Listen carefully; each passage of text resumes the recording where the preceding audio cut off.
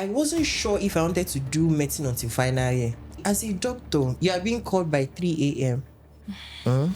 You choose between your sleep and that patient dying. Patients don't want to hear that a doctor had a bad day. Like, hey, why are you not smiling? It's not Dr. their Christian business. didn't even smile. You get? And it's like, it's a lot. Cheap clients are the most difficult to work with. You can see the red flags from the beginning. Like some 3 years back, I was kidnapped. My sister. Kidnapped? Long story in our Lagos. Hello and welcome to Behind the Filter. This is a space where we discuss the raw and unfiltered aspects of individuals navigating the delicate balance between real life and social media. I am Okolopis Uche, your host for this amazing podcast series. Today, I have in the studio Dr. Christian Obiade. He's a medical doctor, fashion stylist, author, TEDx speaker, and business consultant. We will be discussing his journey to becoming a medical doctor and how he balances and manages his diverse careers. Hello, Dr. Christian. Hi, thank you for having me. I'm so excited. Right? Welcome to Behind the Filter. Thank you. How are you doing today? I'm good. Minus Lagos traffic. I know. I'm okay. I'm telling you. Let's just dive right into it. Yeah. So we're just going to be discussing your journey towards becoming a medical doctor. First, I want to know, where did you grow up and how do you think it has affected who you are today? Oh, that's an easy one. I grew up in Surulere, Lagos. As a typical Igbo boy, we go to the village every Christmas. So I think eastern part of Nigeria too will be in my growing up story, because traveling every Christmas and seeing family members, it kind of gauged the way I saw life. Yeah. And in relation to how it has helped me grow, I feel like where you are has an impact, exactly. Yeah. So you aspire to acquire all those type of things. Yeah. So I grew up watching people relocate, watching people move to like bigger spaces. So for me, it has always been to, what's next? Can we climb up? Can we move forward? So I feel like growing up has, where I stayed, kind of shaped it. Yeah. That's interesting. Yeah. So tell me, what was your childhood like? It was fun. For most of it, it was fun. So I went to Fountain Primary School. Everything I did was around Sulere, and I grew up with my sister and a close family, father, mother, me and my sister. So it was really close, and we had like a very tight relationship. Yeah. My parents are still my very good friends. Like if I'm having a bad day, I'll most likely call my sister or my mom. So that's so yes, nice. that closeness. I'm really glad we didn't have a lot, because if we were plenty, I'm not sure it could have been as this close. way. Yes. So I'm grateful for my growing up experience in a close-knit family. It was very exciting, and we had this thing where every holiday they ship us up to a family member. So we went to Port Harcourt, we went to Onitsha, went to Abuja, and just like picking one or two things from different family members. I feel like I looked forward to long holidays growing up because of the travels. Yeah. No, that's nice. Yeah. So when you were a child, have you always wanted to become a doctor? Like, is that a dream of yours? So we are being honest here, are we? Very honest. It's Behind the Filter. So I think in primary 6, I thought I was going to be a pilot. I was very sure I was going to be a pilot. Yeah, so my sister, I was very sure I was going to be a pilot. Then one day I saw Desmond Elliot in my street. I'm like, maybe he's acting. Maybe my destiny is acting. Then we went to junior school. I went to King's College, Lagos. No, I went to Nigerian Navy for junior school, then King's College in senior school. And in senior school, we're asked to choose subjects. And people that know book, they're like, this one. I remember biology teacher just came one day, like, who is Christian? You know book. I think you should be a doctor. This was in SS1. Wow. I didn't really give much thought to it. Personally, I'm like, I usually do this thing where every year I check Forbes estimated highest paying jobs. So I'm like, most likely engineering. Then AI and tech was not really a thing. So I was just looking for who is paying the most. Then in SS3, I think my biology was very good. Then the teacher used to tease me that I wrote marking scheme. So I think before we finished, she was like, this boy, you'll be a doctor. Wow. And it just stuck. When it was time for JAMB, My dad just gave me trusty dads now. He sent me the money. I'm like, go and register for JAM. First choice medicine, second choice medicine, first school Unizik, second school Unizik. So I'm like, which one is my own? It's not like he's up for debate. They made the decision. I don't think he's my dad.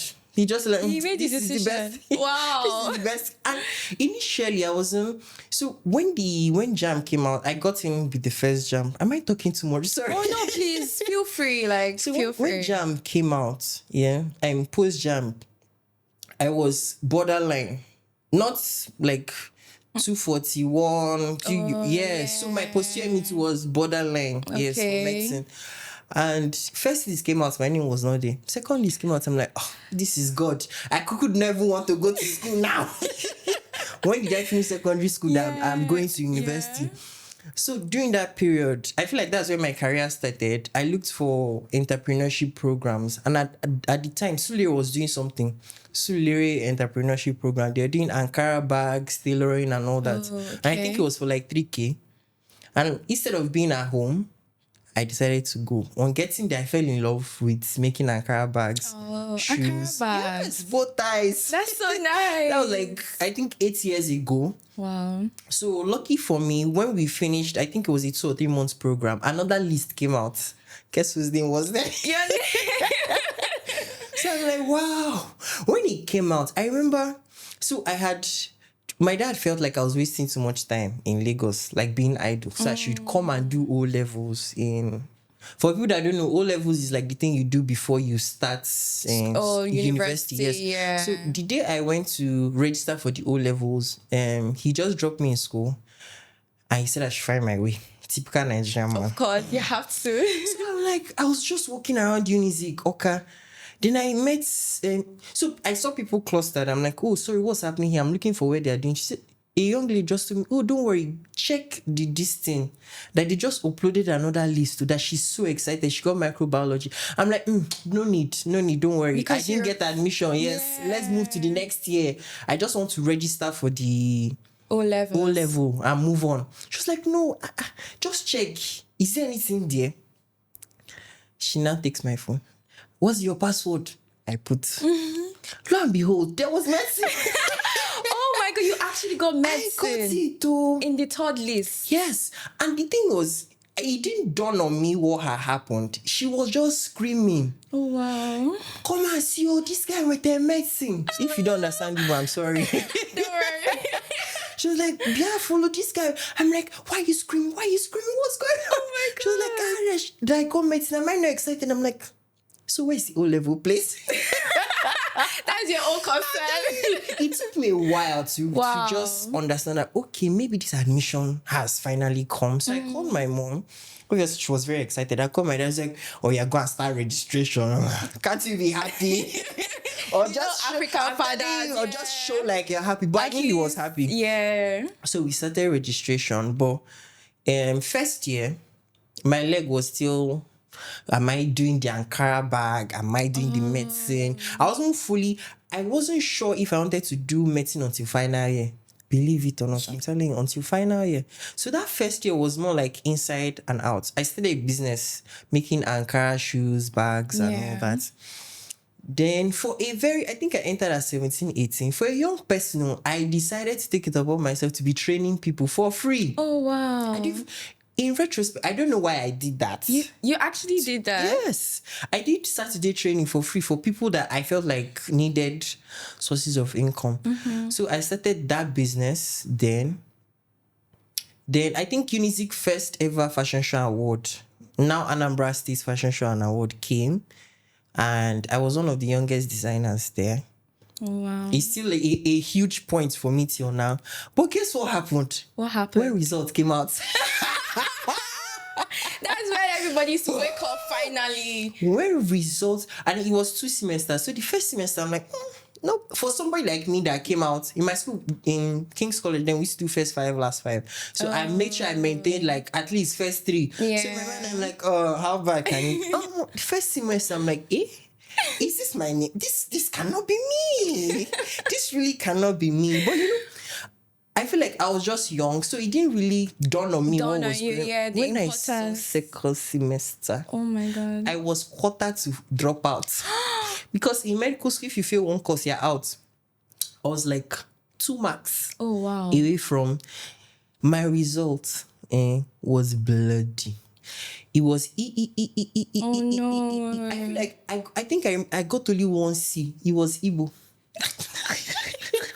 I don't know whether to be embarrassed, but yes. Igbo. My only C was Igbo. Oh wow. So then, when we moved to second, so medical school is in stages. So first one, we are with everybody. Second stage, that's the preclinical class. They separate us to another campus, and this one was called Okofia. In Igbo, it translates to thick forest. That's how it was basically. We were surrounded by forest, so there was no social amenity like cinema, all this. So you just had to read. Yeah. So I decided, you know how we pray, God, if you do this one, no more business, I focus. So in 200 level, I dropped all those side businesses and just focused on reading. I was very sure that then don't get me wrong, I wasn't sure that I wanted to do medicine. I was just sure that I don't want to fail again. Honestly, that failure is very scary. I was just, for me, it was, let me not just fail again. I'm good with whatever comes out, but I don't want to fail because there's a history of people failing out of medical school, especially from where I'm from. And you wouldn't want that. I did not want it. So for me, it was more of like, I don't just want to fail. So when I got to 200 level, I remember there was a time I was reading anatomy for the first time. I remember just looking at this and I just cried. I'm like, God, am I supposed to be here? Because for people that did medicine, you know that anatomy is like the toughest part. Every part of the body has a name that has a sub-name. So it's crazy having to memorize the names and the location. I remember I just cried. I'm like, I called my sister. I'm like, is it not better I withdraw now? Oh, wow. Willingly, let's not be that I dropped out. Let me just come out quietly. So that when they ask, they say, oh, I came out. She was like, no, therefore other people have been doing it, I will do it. And that was it though. I held on to it. I was cramming. I'm like, if other people pass this thing, then you can pass it as well. I'm gonna pass it. Lucky for me, in 300, I was still struggling. But I wasn't doing any other thing. I was just focused on just reading. You left the anchor. I left bag everything, yeah. And from then, social media was not a big deal. So you can just come out and go back whenever you want to. Yeah, what year was this? I think 2016. Okay. 2015, 2016. All right. So in my 300 level, I met my mentor, who is still my mentor till now, Wonder Woman, Winifred. In the whole of our university, she's the one with the history of the highest level of distinctions. Oh, wow. Funny story. Highest level of distinction. Highest number of distinctions, sorry. Okay. Funny story of how I met her. I saw her one day. I'm like, everybody kept saying, this lady is very wicked. She doesn't do all she knows is book. She does. I'm like, but she knows book. She knows book. And she's a fine auntie.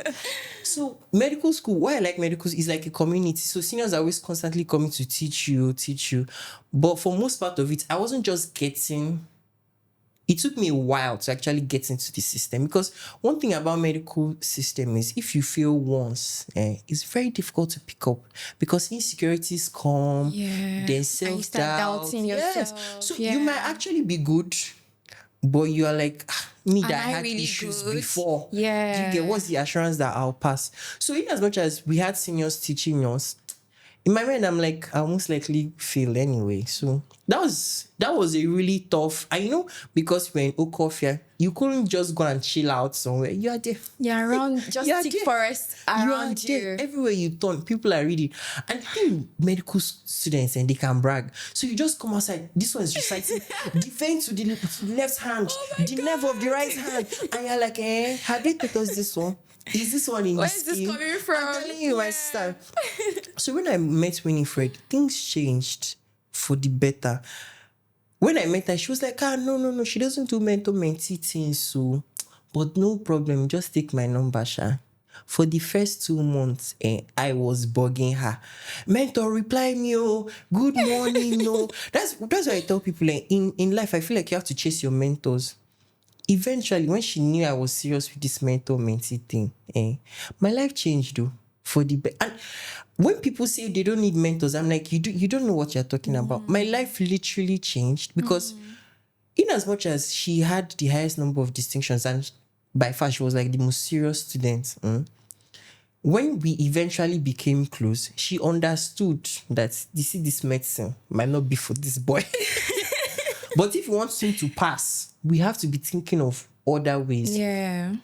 So that's that second MB I passed to the glory of God. To the glory of God. Yes, so I now moved into teaching hospital. That's where we now interact with patients and in medical school, the higher you go, the more complicated it gets. So now serious, we are having oral exams. We have to interact with patients to get the diagnosis and things like that. Again, it was another difficult waters. Shocking story. This is a sidebar. Throughout my time in medical school, I'm not sure I got up to 50 in any quiz. You're kidding. I'm telling you. When we got to teaching hospital, it was one thing I like about medicine. I feel like I've talked about medicine a lot, but yes, our number reduces as we go on. Oh, yes. So people are dropping out. Yes. Like flies. Rapidly. So I think when we started, we were like 180. When we graduated, we were 60. So you can imagine. So that's like almost half of the class. So the number is constantly dropping. And you know that is survival of the fittest. And they're telling you, they're going to drop people. So you have to sit up. So I'm just going to quickly rush through. Yes. So initially, after every quiz, I'll be down. And one thing in medicine, when you fail a quiz, you need to pick up fast. It helped me in life. Because as you are crying about this one, the next quiz is the next day. The exam is in the next day. So if you are crying over the first one you failed, you need to sit up. So she now explained to me how continuous assessment in medical school works. You can fail all your tests and still pass in flying colors, my sister. That was how I did it. Please tell us how you did it. Exam carries more marks. Okay. And oral exams carries more marks to written.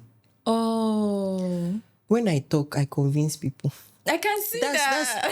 So for every oral exam, I know I might not even know everything, but once I know what they're talking about, I know I'm going to pass that station. And you start talking about it. The moment I understood that, my life changed. So I picked up styling again. Oh. Yes. So it was from my 400 level that I stayed shuttling between Anambra and Lagos, coming to Lagos to start clients, going back to meet classes. Yeah. So that was basically, I don't want to go into details, but yes, that was school. So I'm a bit surprised that you did initially want to study medicine. Yes, up until 500 level. Up until 500 I feel level.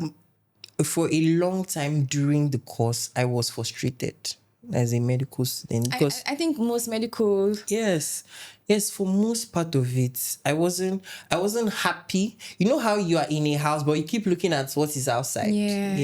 So for most part of it I wasn't really like, I'm like, why are we here? Like, why did you dump us in coffee, for crying out loud? Every time you say coffee, I'm always like, oh my God, it's literally forest though. You guys were in the middle of like, in the middle. Now they've started developing, but some 5 years ago, like the roads, you have to park somewhere and trek the remaining. Yes. So now things are much better, but then that was how it was. And I'm like, why are we even here? It took me to, when I got to clinical class and started interacting with patients, I'm like, we're actually doing a good thing here. Yeah. We're actually seeing people and discharging people. And, when you see this, I feel like the first time when I got to teaching hospital, I was in endocrinology units, that's with diabetes and all. Okay. So when you see somebody in a coma and you help get the person back to life and they discharge the person, and you see the person walk out, and you're like, well, you're not the one that was laying down. We're actually doing something.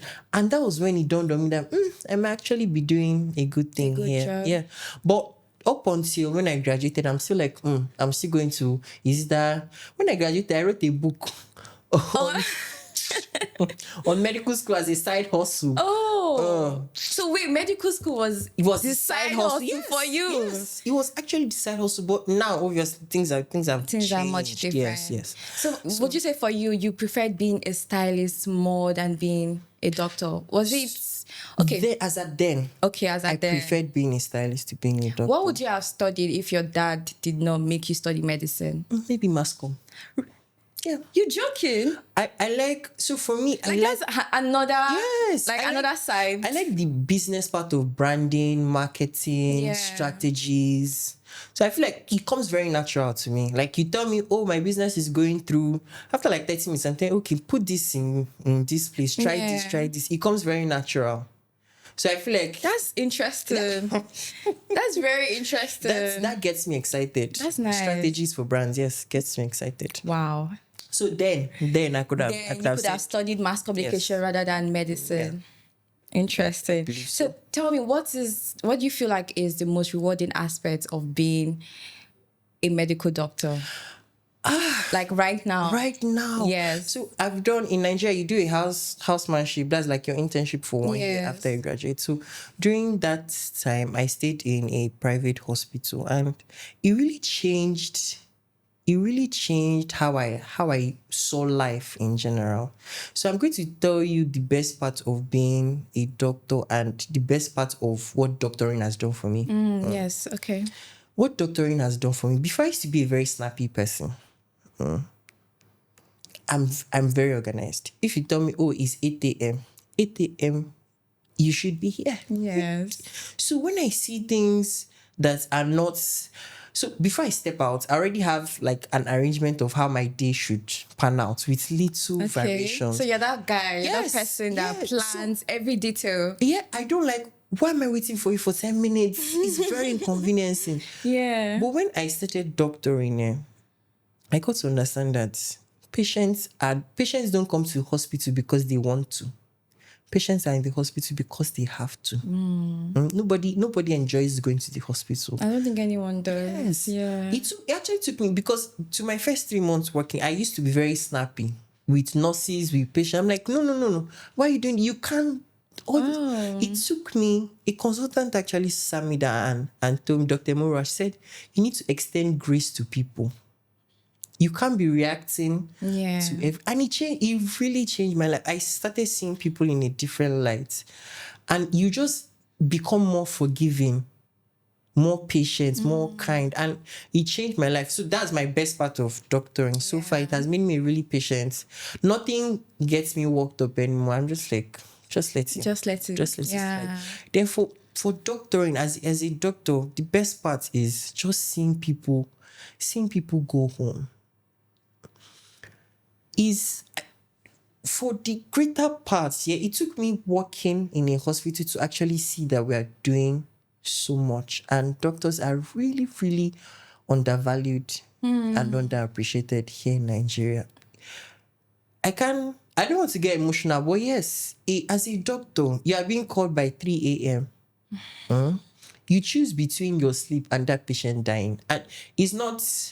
I remember the first time I started working, there was a labor, a difficult labor. And you're like, oh, Dr. Christian, delivery. I'm like, what do you mean delivery? I'm just coming out of school. Oh my God. What do you mean delivery? What do you mean? I'm like, and it's just shocking how you brace up to the occasion. Yeah. My first week doctoring, I have delivered the baby. Oh my God. And you don't have any experience. You might be with... So how these things work is, usually you're supposed to be with a supervisor, but just Nigeria. Nothing is ever according to how it's supposed to be. Yes, you're there with nurses. But the good thing is these nurses are very experienced. They won't do a doctor's job, but for a new person, they understand you're new and they're willing to help you grow into the job description. So I think the first week we had a delivery. I was shocked. I remember the first time, I'm like, is this it? Oh my God. Then I called my mate, I'm like, hey, this doctor thing is serious. I'm walking on the road, people are calling me doctor, there's a patient. I'm like, Wow. So after I saw my first delivery, it dawned on me that, okay, this is no longer medical school. You have to brace up to the occasion. And before you know it, I've started repairing stitch, episiotomies, helping deliveries, assisting CS, assisting major surgeries. You just brace. I don't know how to explain, but yes, you build character you learn on the job. So yes, seeing people go home gets me really excited. We see people die. Yes. I was going to ask how, because knowing that you didn't want to study medicine. Yeah. Seeing people die in the hospital, how was it like for you? We have time. So yes, when I started the job, that's when I got to understand that we are doing something. It's not when people say, oh, I'm dressing up to go to work. For us, it's not work. This is life and death. Real life. People's lives are actually in your hands. This is people's hopes, aspirations. I don't see patients as clients. I see patients as real people, because these people want to go to church on Sunday. Yeah. These people have dreams. These people have aspirations like myself. So is when you connect with patients, you now get to see that, okay, we treated this person is going home to travel, to go back to work, to fulfill their dreams, is really exciting.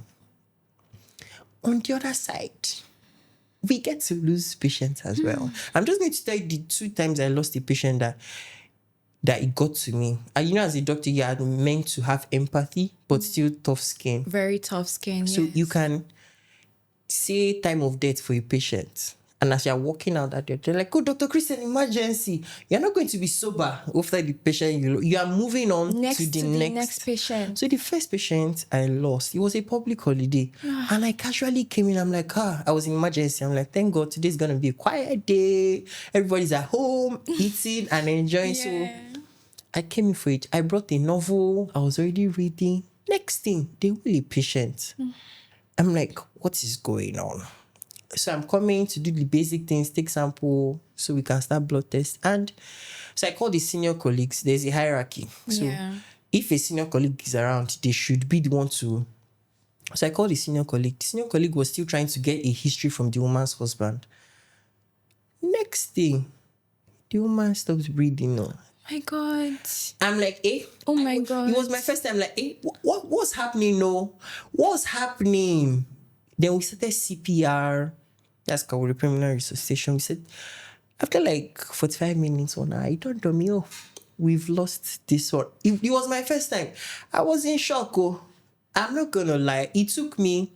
I know people die, but I never really experienced it. Yeah, like right in front of you. And I was the last person to do CPR before she was pronounced dead. Oh my God. It was, for me, it was a lot to process. But on the job, you can't really process emotions, because while she was there waiting to be moved out, I was still seeing patients on the other corner. And patients don't want to hear that a doctor had a bad day. Like, why are you not smiling? It's not their business. It's like, it's a lot. Then the second patient I lost, that one really got to me. I'm not going to mention her name, but she was a bank official. She had endometriosis. And she was asked to remove the uterus. That's her womb. Oh my God, no. I think she was 40-something, unmarried. She still had hopes of having kids. And we usually advise people, we can't force you, but we tell you this is what it can progress to. Yeah. Unfortunately for her, she went to different hospitals and they kept on telling her the same thing she has to get rid of. And she didn't want to. She still had hopes of. Yeah. And she was unmarried too. Yes. Oh, that's so sad. The second time I saw her, she had already had a previous cardiac arrest. So the case was already very bad. Severe. At the time she said, okay, Dr. Christian, let us do the surgery, it was already late. We don't take unstable people to the theater, so we have to stabilize before going to the theater. That evening, the evening before she died, she kept on, she would just hold me and I'm like, Dr. Christian, I don't want to die. Oh no. And I know the chances of survival are very slim, but I still have to encourage her. You don't worry, you'll be fine. We're doing all we can. Down to when she was moved to intensive care, she was still saying, Dr. Christian, I don't want to die. And I was still holding her hand. I'm like, don't worry, I'm here with you. Yeah. She eventually passed on. Those two actually actually got to me. Oh no, that one was really sad. Yeah. And for the second person, there were other doctors, but for some reason, she just singled me out and like Dr. And she held my hand. It was a really difficult situation. No?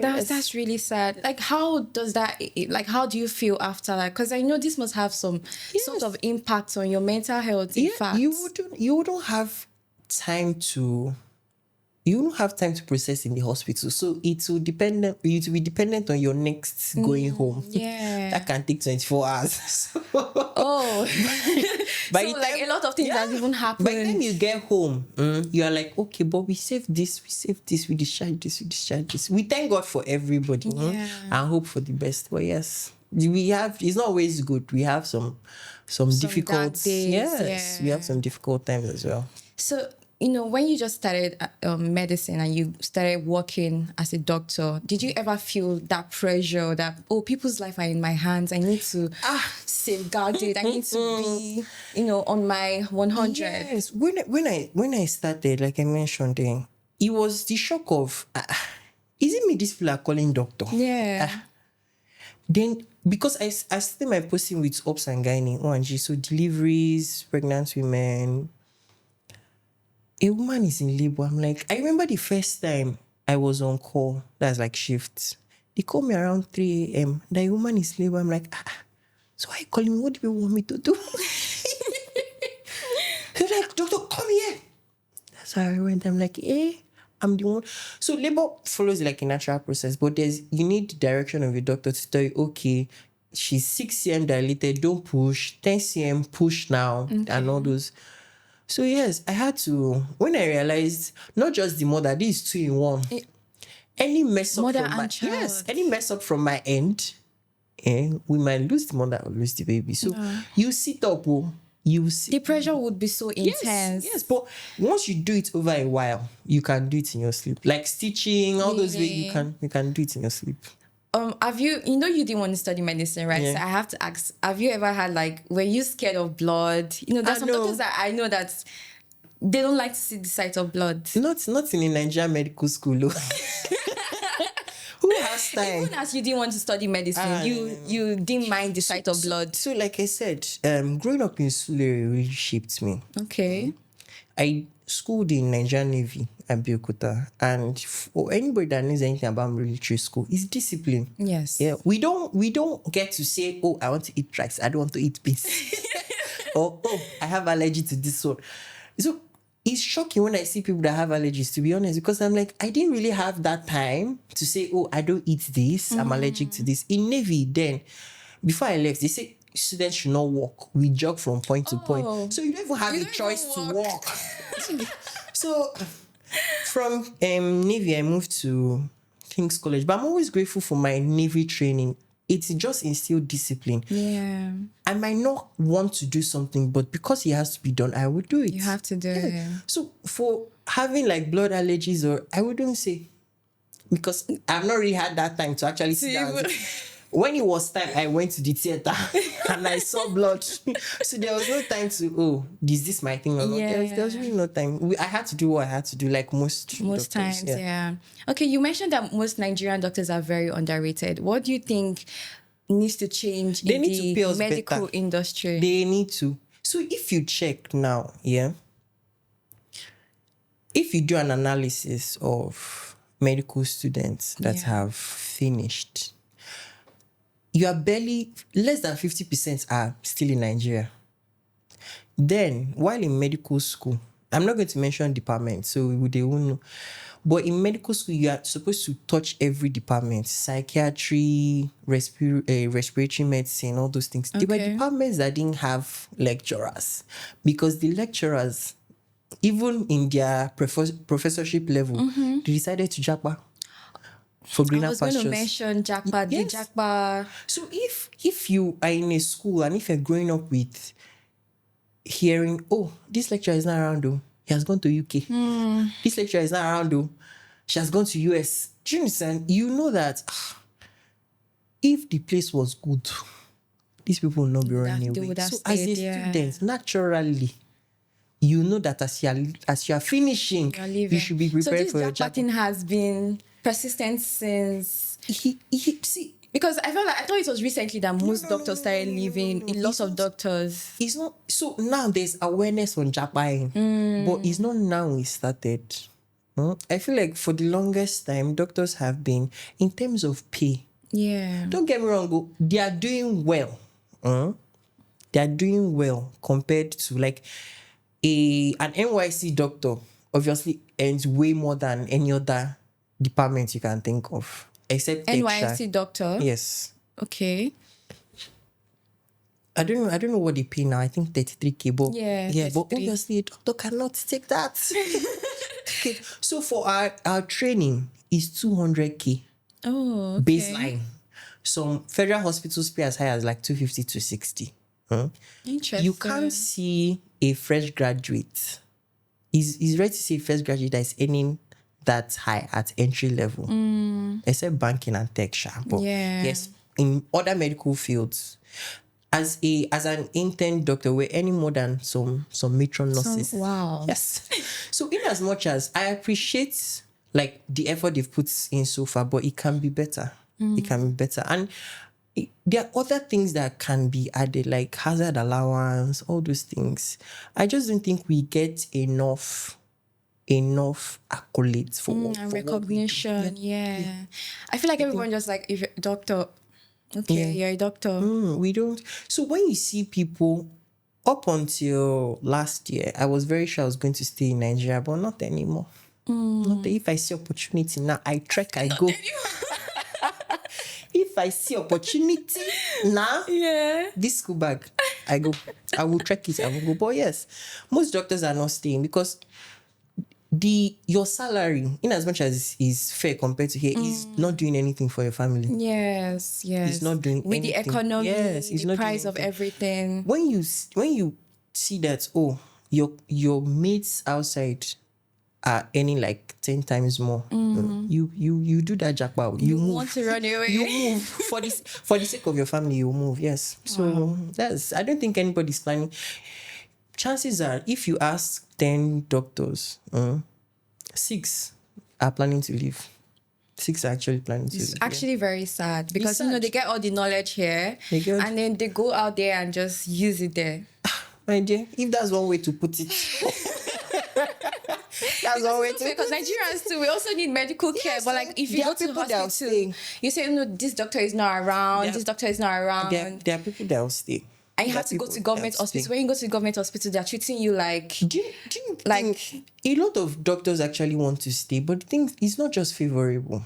And when you see that, you have a skill or a talent that can fetch you way more, you naturally take it. Well, I don't blame them. I can't actually blame them because the situation of the country is horrible. It's so horrible. Yeah, that's the thing. It's so crazy. If you see, it's like a musician now, like an Adele level musician now, saying that if he or she gets an opportunity to perform in US and relocates there for a bigger pay, he won't take it. Yeah. Any normal person. Any normal person would. Yeah. Yes, that's the thing, no. I know that they're doctors will still remain. Please don't leave us, Dr. Kristen. I hope they'll see because you're telling us that you want to pack your things and go, please. Like this from here now. If I see opportunity, I move. Okay, so I know there can be very dark days as a doctor. How do you motivate yourself and come out of it? Styling.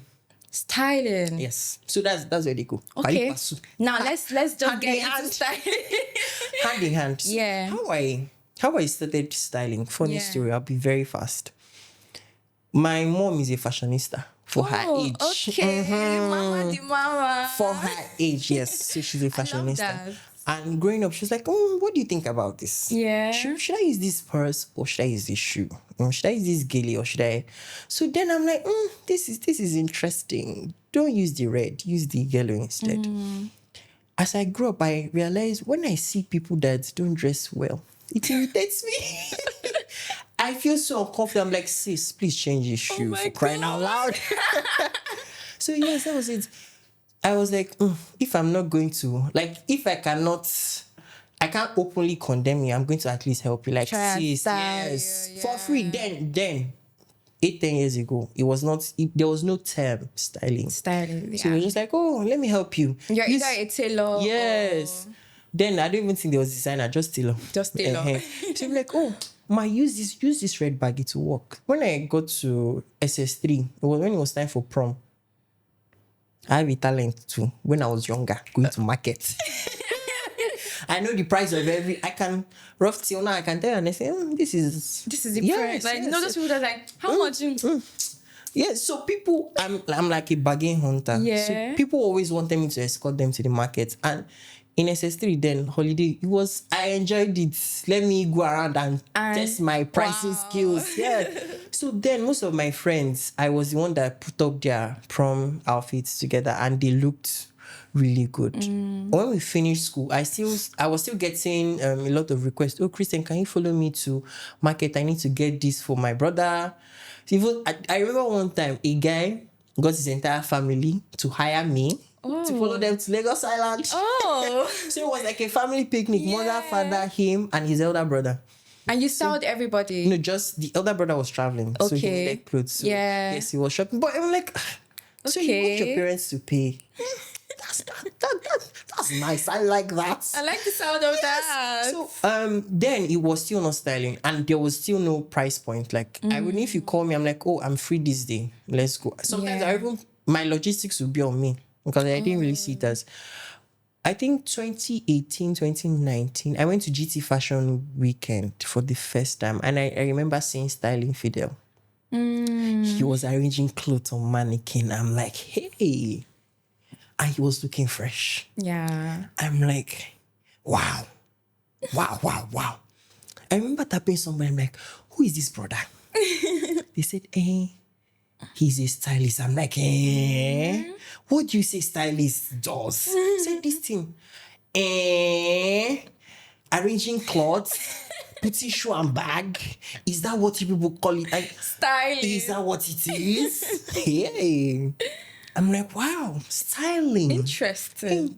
And then online, the resources on styling were not so much. So there was no way to even actually get in-depth knowledge on styling. But I just had at the back of my mind that this is a job. This is something nice, yeah. So as I grew, I'm like, okay, I'll really consider styling. Then as I grew, internship here, internship there, we started small. There we are. Wow. Yeah. So then in medical school, when I stabilized in medical school, I'm like, okay, so now I'm open to, at least now I know what works. I just need to pass the exam very well and get 90% attendance. I'm open to getting jobs. So then it was Guardian Life. I was the official stylist for Guardian Life at some point. Okay. Under Njideka. So I was always shuttling, coming to Lagos quickly, do the shoot and go. Wow. There was a time I attended.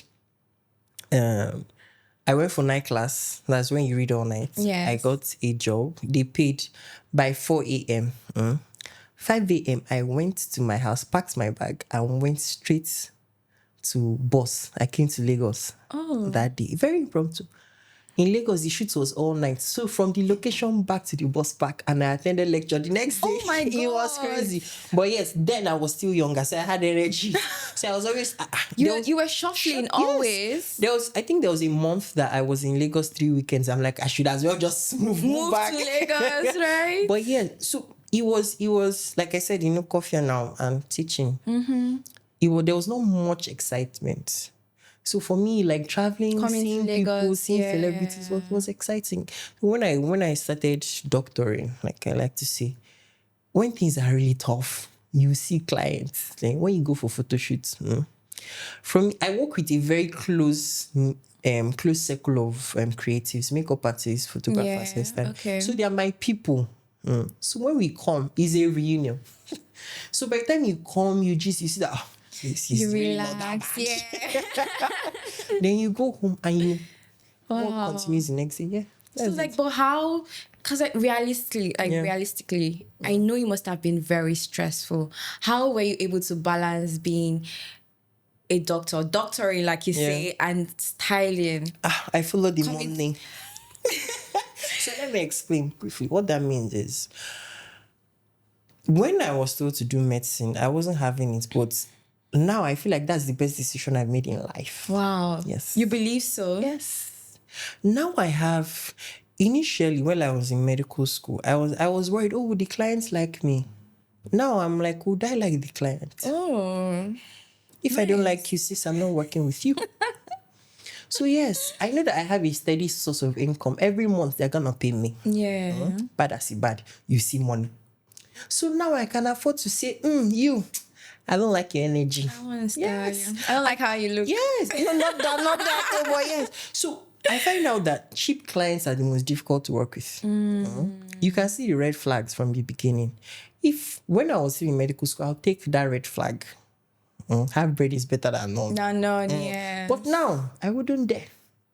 I'll tell you, you know your what? Yeah, now. so Okay. I've even doubled my rates. Okay. So if you're hiring me, you need to be sure that, and I'm going to tell you. So now, funny thing is, before I was ashamed of telling people I was a medical student, I was a doctor. I'm telling you, believe it or not. Why? I don't know.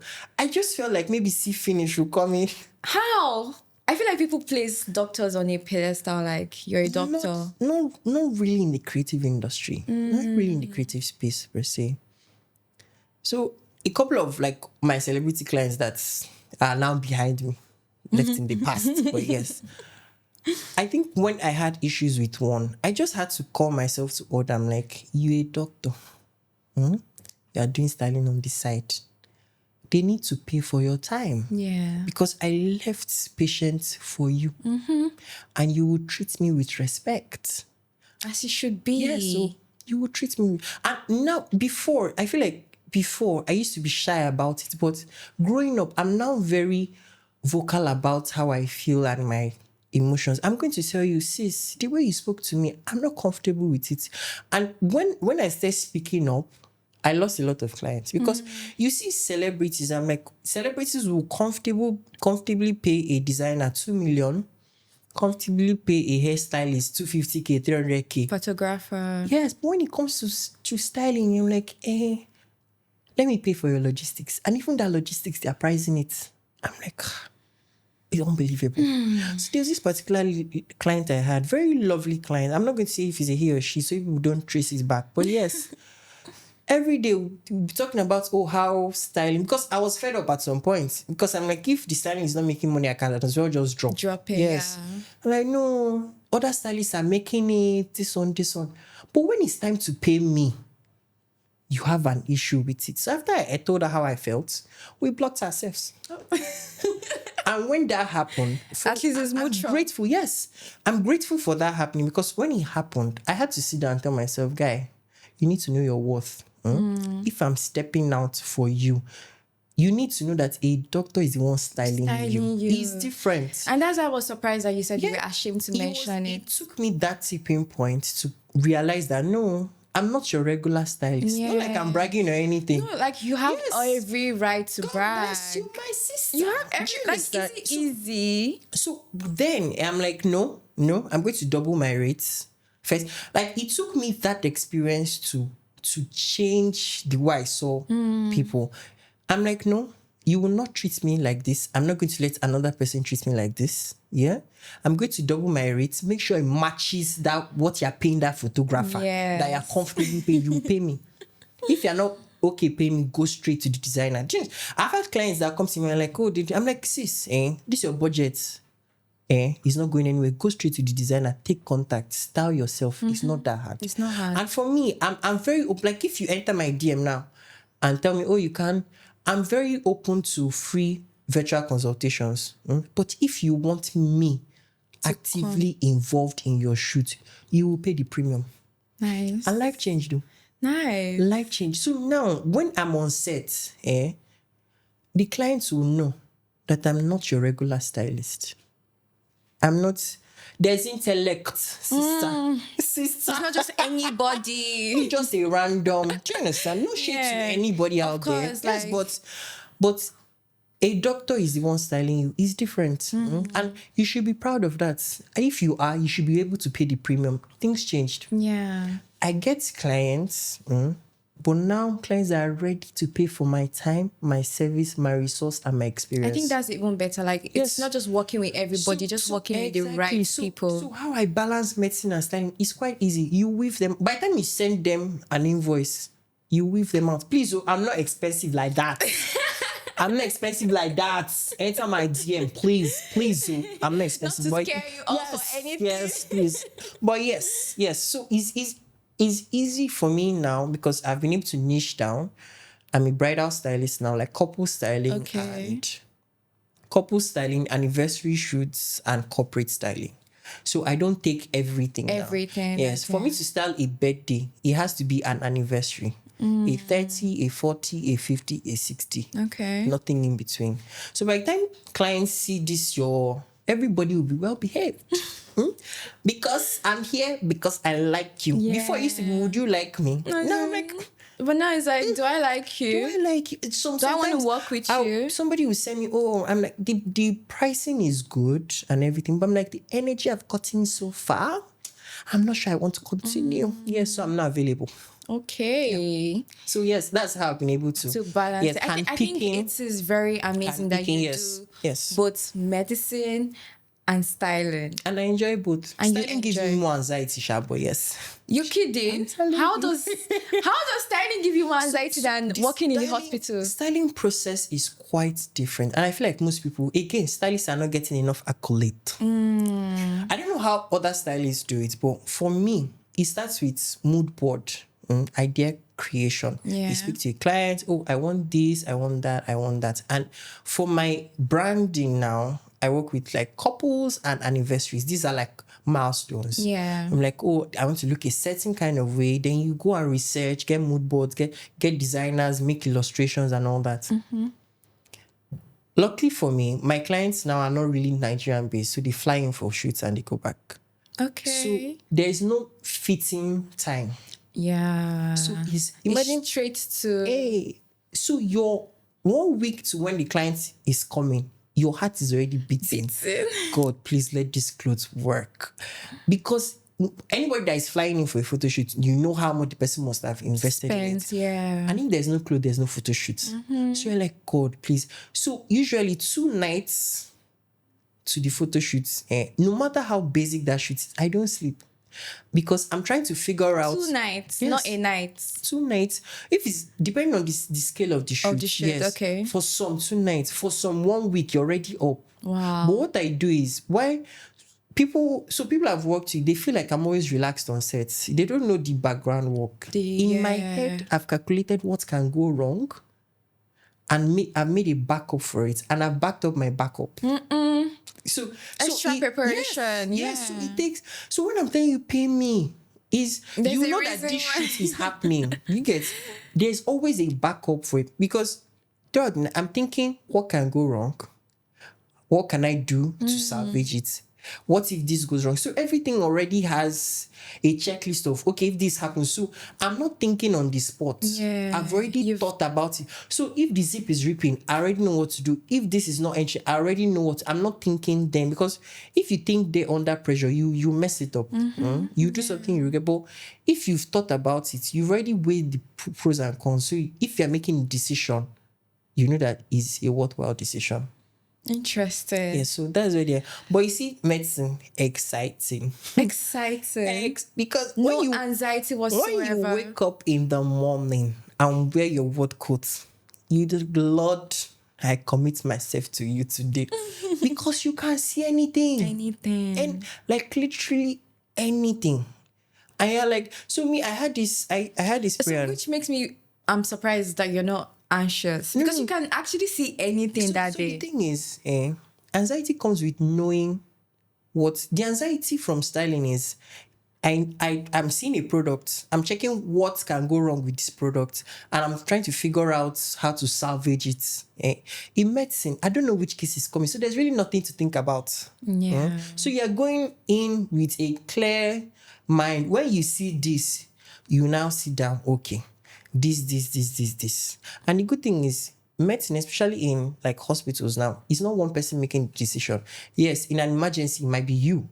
But after you've brought the person out of the emergency, you need to consult with other people. I'm like, okay, what do you think about this? So it's not you thinking 100% of the time. So there's more responsibility with styling actually. Okay. Because I'm the captain. You're the one running everything. So Mercy, when you come, whatever you see, you get basically. Interesting. So you said you worked with like celebrities. What is the hardest thing when working with celebrities? Because I know some celebrities are not quite easy. Some of them are very ill-mannered. Because they are celebrities, right? They feel like they have to like exact that. No, so the thing is, I've met really good ones and I've met very terrible ones. I'm not going to call names of the bad ones, but yes, the bad ones were really bad. I've had times where I work with somebody, I'm like, Can you share like an experience of when it was very bad? So there's this auntie. I love stories like this. So there's this auntie. I'm not going to mention names. When she first hired me, I was a medical student. So I feel like some level of C-finish came in. Oh, yeah. So we've been working for like 4 years, but the experience is still the same. When she calls me, I'm anxious. This lady is never satisfied. And the thing is, anytime she comes to you, that's the thing with cheap clients. When you see them, you run. But I'm like, this lady, we've come a long way. Yeah. Even by the time I put like certain control measures, I'm like, I've come a long way with this lady. And when things were good, the pay was very good. So but anything you do, there's always a fault. So for her, you try cheap designer, problem. So I do this thing where I try to balance things. If I use an expensive high-end designer for you and you have complaints, next one I try a lower, and it will shock you that the fact that the designer is expensive, most clients actually prefer the cheaper. I don't tell them which one it is. I'm like, between this one you got last week and this one, which one do you prefer? And you find out that you always go for the most times, I don't know. Okay, apart from the bidding that these new ones are doing, but in terms of tailoring, and they seem to like the cheaper one. So back to this auntie. So I've used the cheap tailor for her. No show. I've used the expensive one. No show. The last one, I told that man, you follow me to the studio. Come and see. The designer is your fellow lucky one, babe. Come and see her. After this thing, in the studio, she did not complain. No. Let us go to the event. Oh, did this one. Oh, did this one. I'm like, oh, Lord, why didn't you say this then? The last one, I'm not going to say the event because once I say it, you will catch me. But yes, after that one, I was supposed to style her and her man. The man is obsessed with a particular stylist who is his friend. And I'm like, just go to this person. Why do you have to involve me? Obviously, he doesn't like me. He prefers working with somebody else. Okay. But she'll still be insisting, that style both of us. Yeah. So now the guy is already biased towards his own. And she now, because there's nothing that really pleases her. That last shoot. Usually after a shoot, I send a text to everybody I worked with, the clients, the makeup artists, because they are like my people. Yeah. So thank you for coming. Was a good time, that sort of thing. I always text my clients back. That one, I didn't even wait for the shoot to finish. I just packed my things and left. The disrespect was hey. Nah, I sat in love. I'm like, Lord Jesus, on top free work. Wait, it was free? Technically, because I just did it on all-time basis. So when you check, I'm like, I did a free job. I'm like, wow. It's not worth it. I deleted their number. Both of them. I'm like, no, I won't take this shit again. But yeah, I feel like I've had really bad experience with celebrities. There's this particular one. I don't even know if I should mention it here, but yes. Outside, she's a sweetheart. Inside, boys and girls. Inside, people that are two-faced like that. When the first time I met her, I was still in medical, so I'm like, they don't talk to me like that at all. She didn't speak to me directly, but to her staff, I'm like, they don't speak to me like that at all. Go and ask. The fact that you're paying me doesn't mean I feel still change her for you. Lucky for me, she didn't speak to me in a type of vapor. I'm like, how do you, because she felt like I'm a stylist and stylists are supposed to be big boys. Oh, Do you yeah. understand? But I'm like, you shouldn't be speaking to people that way. You shouldn't be speaking to people. And like I mentioned, I grew up in a very loving family. Yeah. Yeah. If I buy something from you on the road, I'm going to say thank you. It comes very natural. It's manners. Proper manners. I don't see the way Auntie speaks to me. I just knew it was a matter of time before it ended. But that's enough of the negative side. The positive side of celebrities, you see Doing. Oh, Doing, Big Brother. You see Doing. If Doing calls me to work for free in the middle of the night, I'll ask her where. Wow. If Doing says jump, I'll ask her how high. So I feel like my relationship with her has passed the client. She's a good person. I've worked with a lot of celebrities. They really don't care about you. They don't care if you've eaten. They don't care if you're fainting. They don't care if you're dying. Just to do your job. Just do your job. But you see, Doing is not like I'm hyping her. Yeah. We've not even spoken in a while, but she gives celebrities a different for real? A different look. Yes. For me that I'm in the industry and I've seen them. Things, yeah. Recently, I'm like, this year, I'm not open to working with celebrities anymore. I still do here and there, but I wouldn't openly come. Yeah. But Doing is a kind person. I feel like that is the summary. You come on a set, Doing knows, maybe because she's also in the medical line. Oh yeah, Doing knows you're coming from the hospital. Christian, have you eaten? Should my cook make something for you? Christian, we are passing Chicken Republic. Should we get you something? So for me, it's not really the big things. Yeah. It's the very small things. Little, yeah. Christian, do you need to sleep a bit before we start the shoot? Because then I was still like, that was when I was trying to balance work life and styling. So from hospital, I wear my scrubs and go to shoot. She will see, Christian, do you need to rest a bit? You look tired. Have you eaten? That sort of thing. How are you going? And she knows that I don't drive past mainland. Okay. Because people on the island, no disrespect, but people are wild. So I don't. And after the shoot, like, oh, are you going to book your ride? How are you going? It's the little simple. I feel like people have like a different opinion of her. They've not met her. When you see people talk about Doing, you can tell if this person has experience Doing, because it's the same. People that have known her is the same. Well, I've seen from her Big Brother days how she always defends people that she cares for. So I'm not like very surprised. It's the little things. It's the little things. She's for me, my celebrity is top 10. Top 10. If number 1. Wow. It's not really about the pay, like I said. Yeah. It's the experience. Yeah. If Doing calls me, I'm very excited to pick the call. If I'm going to Doing's house, I'm excited.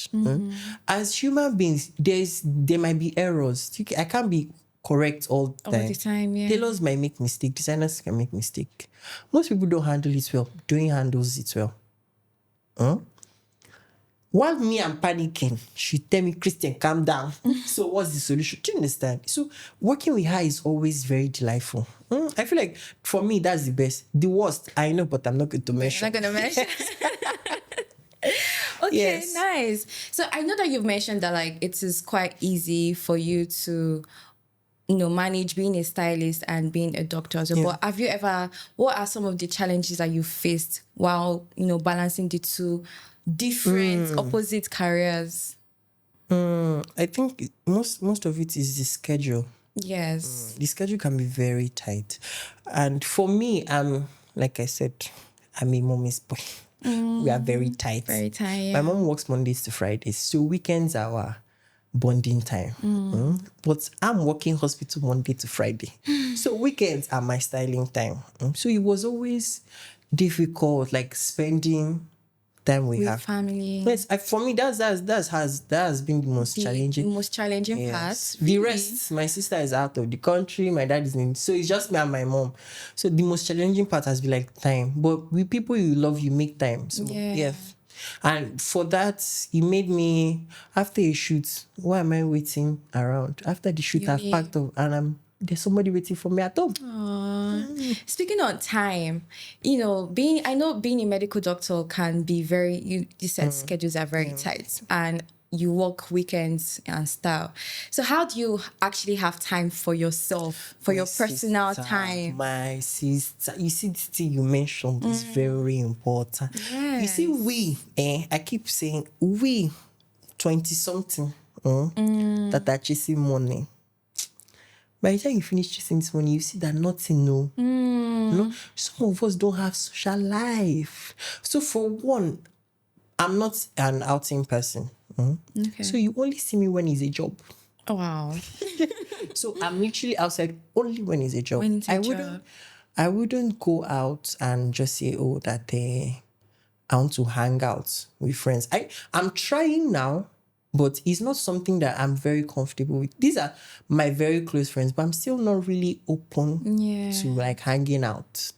So you don't hang out much with friends? I don't. So you enjoy your company more? Yes, with my mother. With your mom. Oh, that's so cute. It's my mother. Then again, I think like some 3 years back, I was kidnapped. My sister. Kidnapped? Long story in Lisa, Lagos. But I don't want to go into details. You mentioned it already. You have to tell us about it. How did you come out? How did you get out? So, lucky for me, they were only after the money. As an Igbo boy, you have to be very smart. So after we were kidnapped, we were like 3 or 4. They separated us on completed buildings. Oh my God. Let me even say it. Please. So I think it was around 2, 3. No, around 2. Yeah. So they carried us to PM. Oh, PM in the afternoon. Yes, I was going to pick up clothes from Aja. Long story, but the Coco, the Shy bundled all of us. Took us to one uncompleted building. In my head, I was trying to, when you are doing an analysis, what are my chances of escaping? The route which we followed was like bush, like forest. So I'm weighing my options. If I run, will I be able to make it? My sister, I did not think it properly. I ran. Oh my God. They caught me. They say if I do it again, they're gonna shoot me.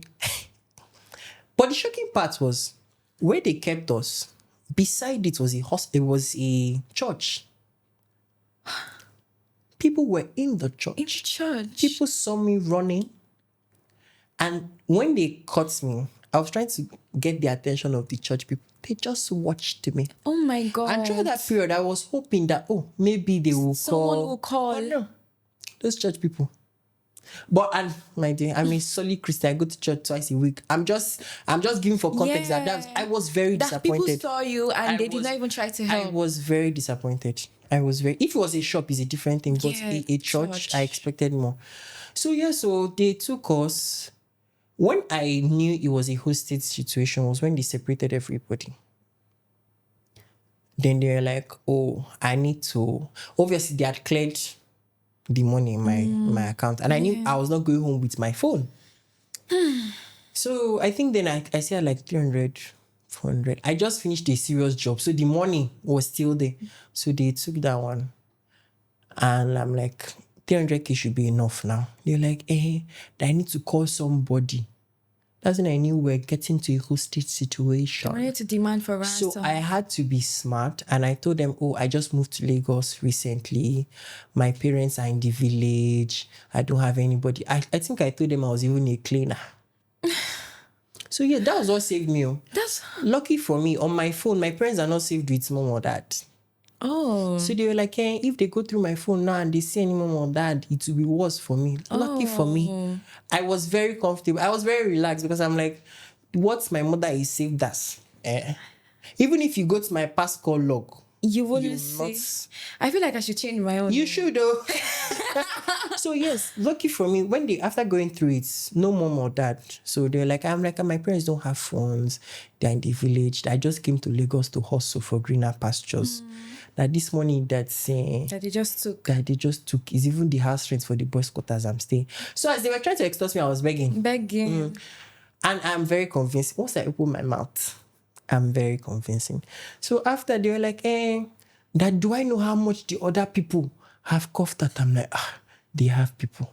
I'm alone in this life. At the point I started crying. I told them, oh, my eye is turning. They bought cocoa. Your kidnappers, they're nice though. They bought cook for you. They bought me coke, so I have energy.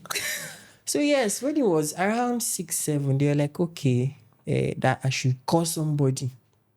And I have 2 people. My cousin, who never picks. Lucky for me, she was pregnant at the same time. So I knew there was no way she was going to pick. So I gave them her number. Obviously, she didn't pick. I gave them one of my friend's number. That's like my best friend, additional Henry. I knew that one was going to send money. But I was thinking he was going to send like 50K. This guy sent 200. Oh. My dear, it was then that they let me go. Very funny. Like how I even go home. Like kidnappers can be wicked people, though. So they put me on a bike. They did it in such a way that all of us, they released us at the same time. Then they put us on bike and told the bikes to go different ways. So we'll not talk to each ourselves. other. Lucky for me, as I was going, my bike had accident, so it fell. I feel like that was God's intervention, because when it fell, people now gathered. Because I'm like, I don't know how to beg. I don't even know where I am. So how will I get home? So when people gathered, they brought me to the side. They gave me pure water. I'm like, this pure water is not what it's doing me now. Please, where am I? Where are you? They're like, hey, that I now explained that, I've been kidnapped, or I was kidnapped. I don't know where I am. Trying to get to Sule. Yeah. They were like, that you're at Beggar. I'm like, that can't be possible. I stopped at Aja. Like the last I recall was Aja. Like, you're at Beggar, this one, that one. That's when I saw that Lagosians can be kind people. So the lady that gave me Piotr gave me 200. She explained to the shuttle guy. Shuttle guy didn't take money from me. Shuttle guy explained to somebody else in the car. They gave me 500. That's how I was able to get home. So after then, my sister, I'm not open to going out. Oh my God. I feel like I moved on. That was a very scary experience. Yes, so my sister. And you're so lucky you got out. Most people don't make it out of kidnappers then. So after that experience, I'm not really open to going out. Even if I know you. Even if you are my best friend. But I've been trying to make some exceptions. But yes, whenever we're going, it must be in the cinema. I mean, it's quite understandable because like I don't think I've shared this openly before. But yes, I've not. That's why I'm not so. If it's not a job, I'm not going. And my mom, like I said, we're very close. Anywhere I go to, I send her address, phone number, live location. She and my best friend. So yes, that's basically it. But I look forward to going out more. No. I look forward to going. That was such a traumatic experience. Like I don't blame you. Like not wanting to go out after all of that. Wow. That's it. Lagos, my sister. I'm so glad you actually got out. Same things. Thank God, bro. Without plenty money. Because they could have asked for like a huge sum of money. They got my mom's number. It could be a different story, but yes. We thank God. I really, really thank God on your behalf. Yeah. Okay, so moving on, you mentioned that you don't like going out and all of that. Have you been in relationships? How do you handle all of that? No, I was hoping we'll skip this part. Yes, I was in a relationship, but relationship with Lagos people. I'm laughing with you because I know it's bad. You see, Lagos people they are not. Hey, the shege. The shege I saw this last one. Wow. We spit on I would like to say peaceful note. And she's viewing my status and viewing her status. But in my mind, I'm like, God forbid. Not again. So yes, I'm single. I'm looking. So now I'm an Igbo boy. Okay, we don't waste time. Marriage. Yes. Achomino kita. Yeah. So now, any lady that's, is from a very comfortable background, you yourself are comfortable, you have sense, come work it out. Okay. Work, and you must be ready to jack down because I'm not staying here. I'm not staying here. So yes, I'm open. People shoot your shot. Shoot your shot. Yes, I'm expect to. That's Yes, very that's it. interesting. Yeah. That's very interesting. Okay, so what advice would you give to people that are aspiring to be doctors and also maybe have like passions for other, other careers on the side, like how you're doing it? So I feel like a very important thing I have to mention is listen to your parents. As at the time I wrote JAMB, I had the option to be a rebel and to say, oh, I want to be a designer. Don't get me wrong, it has worked for some people. Some people don't go to university and they're very wealthy and comfortable designers, but the chances are very slim. Listen to your parents in the sense that they are more experienced. They know what they're doing, right? They know what they're doing. They might not know the best for you. I keep telling my parents that you don't know the best for me. You are not me. But I appreciate your opinion. Listen to them. What you feel like things. My mom then told me, you see, this styling thing is a trend. What if tomorrow is no longer paying?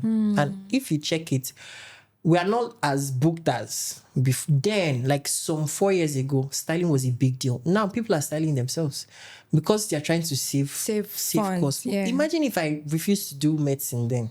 By now, I'll be jobless. So I feel like the first thing to do is understand that, come to terms with what you are feeling now. If you feel like my destiny is to be a photographer, hold it. That's good. But don't undervalue education. Have something in certificates. You might not need. I know so many people now that are not using what they studied.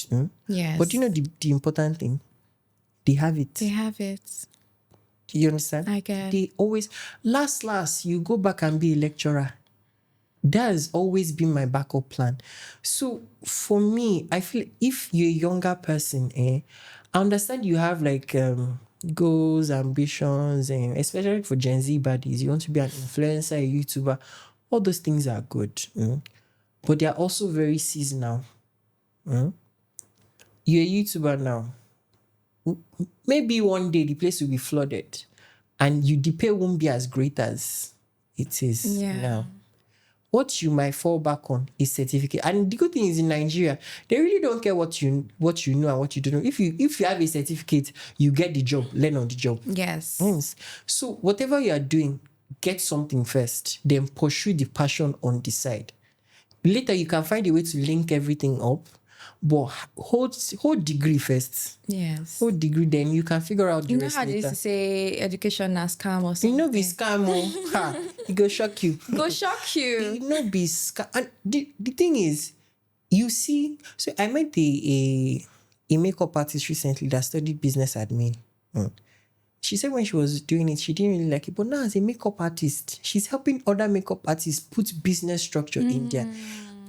So she was like, she doesn't remember what she read though. But for the fact that she studied business admin, people are comfortable telling her, okay, what do you think about this? And it's a secondary source of income.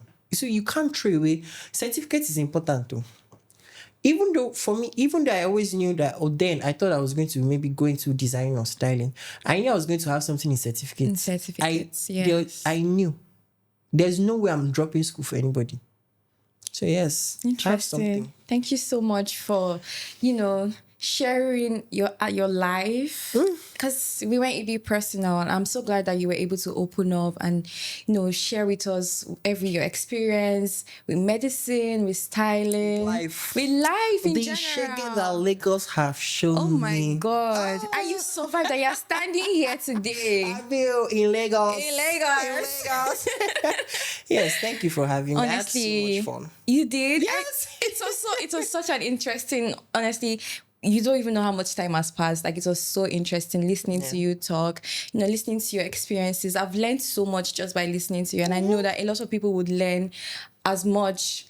Yeah. It was really nice having people learn too. I'm sure. Okay, thank you. Okay, so to wrap it up, like, if you had the opportunity to style anybody in the world, who would it be? Can I choose two? One in Nigeria, one outside. Okay, yes, you can do that. Outside Beyonce. Beyonce. Hey. Then in Nigeria, Genevieve. Genevieve. She's timeless. Timeless beauty. I can understand that. In aesthetics. Interesting. Yeah. Lovely. Honestly, it was such an amazing time. It was a pleasure having you, Dr. Thank Kristen. you. I'm so happy to be here. Finally. I know, right? Like, it was a very fun and inspiring episode as well. Yeah. And I'm just glad you were here. Thank you so much for sharing with us. Thank you. Thank you for having me. Yeah. So that's it, guys. We've come to the end of this episode. I hope you're able to take, some lessons, life lessons from what Dr. Kristen has said. It was such an interesting episode, and I hope you have fun watching it as well. Thank you so much, and I will see you in the next episode. Bye.